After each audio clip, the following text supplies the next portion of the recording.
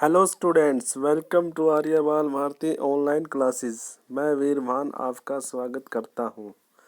आज हम पढ़ेंगे लेसन सेकंड फेडरलिज्म का समरी, यानी कि इसको समराइज करेंगे। अब तक जो हमने ये लेसन पढ़ा था, फीचर्स ऑफ फेडरलिज्म, यानी कि फेडरलिज्म की विशेषताएं क्या क्या है। फर्स्ट है, इसमें क्या है, देयर आर 2 और मोर लेवल्स ऑफ गवर्नमेंट। इसमें क्या है, 2 या 2 से ज़्यादा इसमें क्या होती है, सरकारें होती है। Different tears of government govern the same citizens, और अलग अलग स्तर की सरकार सेम सभी नागरिकों को क्या करती है, वो करती है, उनको गवर्न करती, शासन करती है। But each tier has its own jurisdiction in specific matter of legislation, taxation and administration. लेकिन हर सतर की सरकार का अपना एक अधिकार क्षेत्र होता है, चाहे वो कानून बनाने के इसमें हो, या प्रशासन को चलाने में हो, या टैक्स वगैरह लगाने में हो। Third, the jurisdiction of respective levels of और tiers of government are specified in constitution.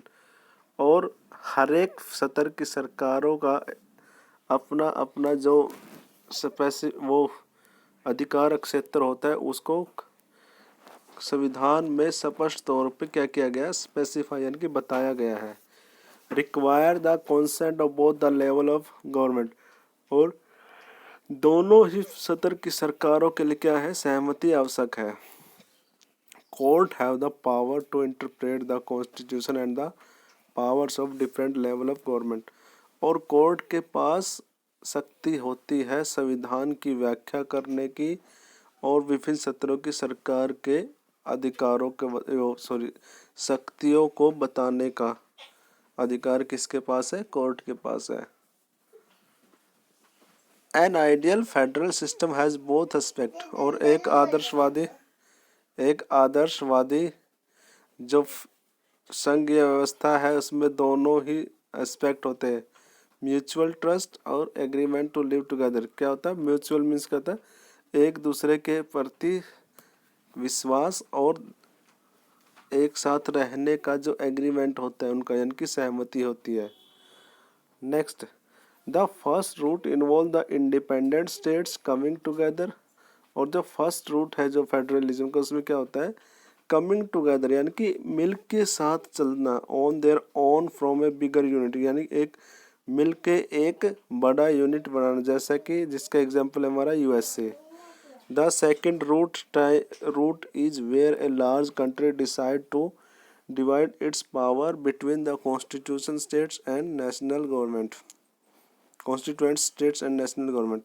और दूसरा रूट है, यानी कि दूसरे प्रकार का जो फेडरलिज्म है, वहाँ पे क्या है, एक बहुत बड़ा देश होता है जो कि डिवाइड करता है अपनी शक्तियों को किन के बीच में, कॉन्स्टिट्यूएंट स्टेट्स, विभिन्न राज्यों के बीच में, और एक राष्ट्रीय सरकार होती है। फेडरलिज्म इन इंडिया, भारत में संघवाद कैसा है। The constitution originally provided for a 2-tier system of government, the union government और what we call the central government represented in the union of India. और संविधान में पूरी तरह से यह बताया गया है कि हमारे यहाँ पे 2-tier सिस्टम, यानी कि 2 स्तरीय सरकार है, जिसमें एक क्या है, यूनियन गवर्नमेंट, यानी कि संघीय सरकार है, या इसको हम बोल सकते हैं केंद्र सरकार, या representative the union of India, या फिर वो इंडिया के संघों का क्या करते हैं, वो प्रतिनिधित्व करती है, एंड द स्टेट गवर्नमेंट, और फिर क्या होती है दूसरी, राज्य सरकार। Later a third tier of federalism was added in form of panchayat and municipality, और बाद में जो तीसरे सतर की जो सरकार है जिसको ऐड किया गया है, वो है पंचायत और म्यूनसिपैलिटी, यानी कि गांव, ग्राम पंचायतें व म्यूनसिपैलिटीज, नगर निगम है। Constitution clearly provide 3-fold distribution of legislative power, संविधान ने स्पष्ट तौर पे 3 प्रकार की जो विधायकीय शक्ति है केंद्र और राज्य सरकारों के बीच में, उसको क्या किया गया है, क्लियरली डिस्ट्रीब्यूट किया गया है, यानी कि बांटा गया है। पहली लिस्ट है यूनियन लिस्ट, केंद्रीय सूची, डिफेंस ऑफ द कंट्री, जिसके अंदर क्या क्या आता है, देश की सुरक्षा, फॉरेन अफेयर्स विदेशी मामले व बैंकिंग यानी कि बैंकिंग सुविधा, ये सारा यूनियन लिस्ट में आते हैं। 3 मेन वो आते हैं। Second, state list police trade यानी कि पुलिस सर्विस, ट्रेड व्यापारिक सर्विस, कॉमर्स वाणिज्यिक, एग्रीकल्चर कृषि, ये अधिकार क्षेत्र आते हैं स्टेट लिस्ट में, इनकी स्टेट गवर्नमेंट के पास।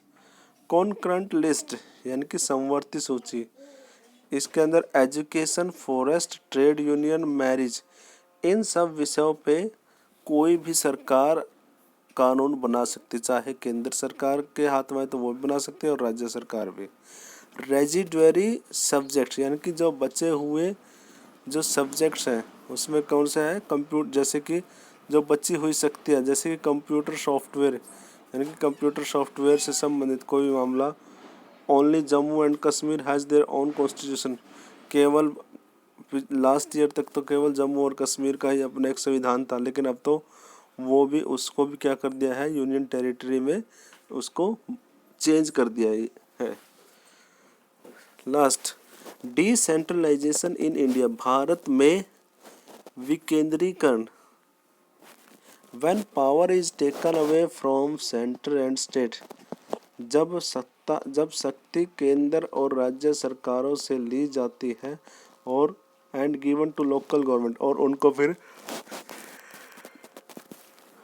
स्थानीय सरकारों को दे दिया जाता है, इसे ही हम बोलते हैं डिसेंट्रलाइजेशन यानी कि विकेंद्रीकरण।